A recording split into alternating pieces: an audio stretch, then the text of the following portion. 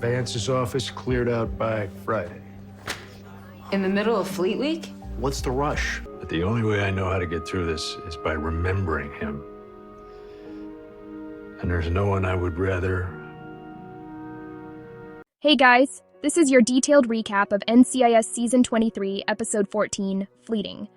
This episode takes place just days after Vance's funeral, and right from the start, you can feel that the team hasn't had time to process anything. Everything is moving too fast. Fleet Week is happening, the city is full of energy, but inside NCIS, things feel off. Knight even says it out loud. It feels wrong to just jump back into work like nothing happened. But that's exactly what they have to do. A new case comes in, and the team gets back to business. The case focuses on a sailor who believes he may have killed his best friend after being exposed to a toxin. He's confused, shaken, and completely convinced he's responsible. As the investigation unfolds, the team digs into what really happened, trying to figure out if the toxin affected his memory or actions. In the end, they discover that he didn't actually kill his friend, but by that point, the emotional damage is already done. He's been carrying guilt the entire time, thinking he caused the death of someone close to him. While the case is going on, you can see how each member of the team is still dealing with Vance's death in their own way. McGee points out that they haven't even had a moment to stop and think about everything that's happened. It's been one thing after another, and they've just been forced to keep going. Torres is more openly frustrated. During Fleet Week, when some sailors jokingly call them the fun police, it really gets to him. For Torres, it feels disrespectful, especially knowing how much Vance sacrificed for the job. Knight understands where he's coming from, and reminds him that Vance gave everything so they could keep doing their work. Parker is dealing with a lot as well. He had just repaired his relationship with Vance not long before his death, so this loss hits even harder. On top of that, he's now taking on more responsibility within the team. There's a moment where he's standing outside Vance's office, looking at the closed door, and he quietly says that Vance made the job look easy. It's a simple line, but it shows how much pressure Parker is feeling now that Vance is gone. Later, he even admits that he doesn't really know how he's doing, because he hasn't had time to think about it at all. Casey's reaction is more subtle, but still emotional.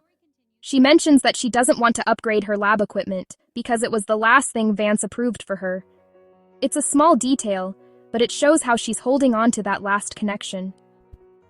Everyone on the team is grieving differently, and the episode makes that clear without overcomplicating it. Another big moment in the episode comes when the team is told they need to pack up Vance's office by the end of the week. This hits hard because it makes everything feel final. It's not just about losing him anymore, it's about removing his presence completely. At the same time, there's still no clear answer about who's going to replace him. They mention that there could be several interim directors before a permanent one is chosen, which creates even more uncertainty for the team. Throughout the episode, Parker also connects the case back to their situation.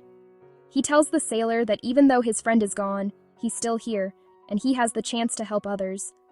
That message clearly reflects what the team is going through. Even though Vance is gone, they still have to keep going and continue doing their job. By the end of the episode, instead of packing up Vance's office right away, the team comes together inside it. They take out a bottle that Vance kept for special occasions and pour drinks. Parker places an extra glass on the table, and McGee moves it in front of Vance's empty chair, making the moment even more emotional. Parker then says that the past few weeks have been non-stop, and that it feels like the world just wants to move on quickly. But for him, the only way to deal with everything is by remembering Vance. They all raise their glasses to him, and the scene ends focused on the empty chair, showing just how big of a loss this is for the team. Overall, this episode is about balancing the case with the emotional fallout from Vance's death. It shows how the team is trying to keep doing their job while still dealing with their grief.